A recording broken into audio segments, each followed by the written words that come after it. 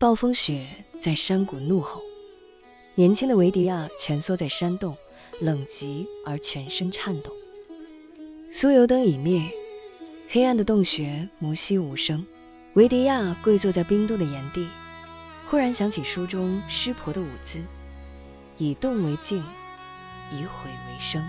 他开始颤抖着模仿湿婆神的姿势，笨拙却诚恳，身体先是为求温暖而动，后来却仿佛被某种更深的节奏牵引，每一次摆动都像宇宙在呼吸。黑暗中，一缕微光从心底亮起，身体逐渐温热，灼火能量随着神秘舞姿而苏醒。半年前，圣者马赫西在恒河源头即将结束长达12年的静默，传说他将在这次静默出关后揭示凡我合一的最终奥义。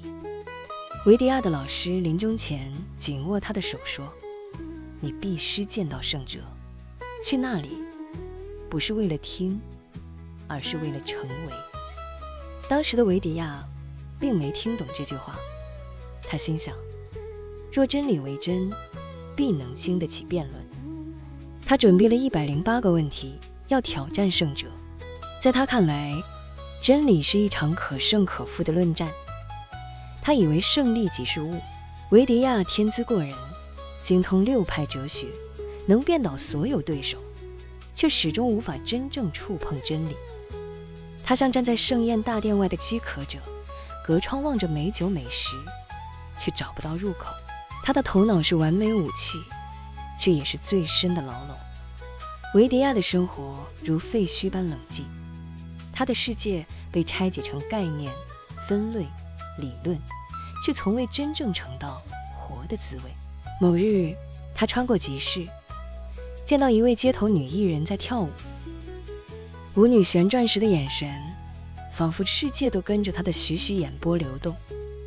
舞跳得并不完美，却有生命。维迪亚怔怔看着，不明白自己为何心动。他的生活开始不一样，常去看舞女表演，头脑也渐渐有了些温度。维迪亚竟然搜购教人跳舞的书籍研读，并在无意中还发现一套湿婆之舞的典籍。他照着图解练习舞姿动作，奈何身体僵硬，动作笨拙，毫无跳舞细胞。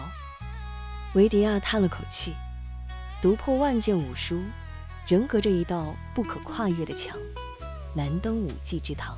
那一刻，他第一次意识到，理解一场舞与成为那场舞根本两回事。老师离世后，他一一踏上前往恒河源头的旅途。在最后的大山面前，天气骤变，向导担心雪崩，在暴风雪未来之前迟迟不肯前进。担心错过乐器的维迪亚决定孤身前行。他丢弃大部分行李，只带着奥义书、笔记和老师赠予，据说可以照亮内心的酥油灯。暴雪来袭，山路全湿。维迪亚遇见一群苦行僧，向他们问路。可是苦行僧人去嘲笑他，真理若在书中，为何你还如此惊渴？说完，还抢走他的书与干粮行囊。天色渐暗，酥油灯在寒风中熄灭，最后绝对的黑暗与寂静笼罩下来。他逻辑的头脑第一次彻底停摆，从未有过的巨大恐惧攫住他。他意识到自己对未知一无所知，land倒在地。再次醒来时，他不知为何在漆黑山洞中，虚弱的他快冷死了。在濒临冻死的幻觉中，他看见湿婆既在狂舞，又在静坐，心事幻化的林中之音飞过。你试图用头脑理解舞蹈，却拒绝亲自跳动。你渴望拥有静默，却拒绝成为静默。维迪亚挣扎，触摸到苦行僧在石壁上留下的粗糙刻痕，简单的翁字，这个字传来一丝激愤能量。维迪亚重新站起来，模仿湿婆神的舞姿，身体颤抖跳动，借此取暖。同时，他的内心也正在静观这一切。在生死交界的幻觉里，他看见师仆在狂舞，而舞女，那位集市上的艺人，正静静坐在旁边，化身为师婆的伴侣帕瓦蒂女神的影。他的目光安然若水，注视着维迪亚颤动的舞步。师婆声音响起，你试图理解舞蹈，却不敢亲自跳动。你渴望拥有静默，却拒绝成为静默。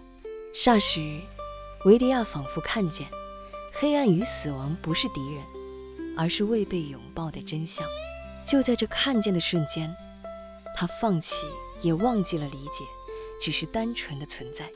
他的身与心在极寒中合而为一。这一刻，他成为了师婆，也看见了如帕瓦蒂。维迪亚顿时大悟，内光从心底涌出，照亮整个山洞。当他下山时，圣哲正坐在恒河源头，流水清澈如镜，雪峰倒映其间。维迪亚跪下顶礼，未发一语。那108个问题早已随苦行僧而去。圣哲睁开双眼，凝视他良久，然后缓缓伸出手，指向远处的雪山。维迪亚抬头望去，山岚无言。他心中生出一种明白，却又无法言说。接着，圣哲又指向苍穹，再轻轻指向自己的心口，最后，那手落在维迪亚的胸前。两人四目相对，母语之中，万语说尽。维迪亚忽然笑了，那笑带着厉光。他回礼，以同样的手势，指山，指天，指心。圣哲微笑，如看见河水终回大海。两人都静静盘坐不坐。风起时，河面泛出金光，仿佛天地之间只剩一种呼吸。维迪亚回到学院，将书架清空，全部赠予图书馆，常在一间空教室静坐。学生们来问，他只是微笑，有缘时还教他们跳舞。没有人在听他讲理论，却被他静默的存在所安抚。那舞女偶尔会来，放下一束花，不语。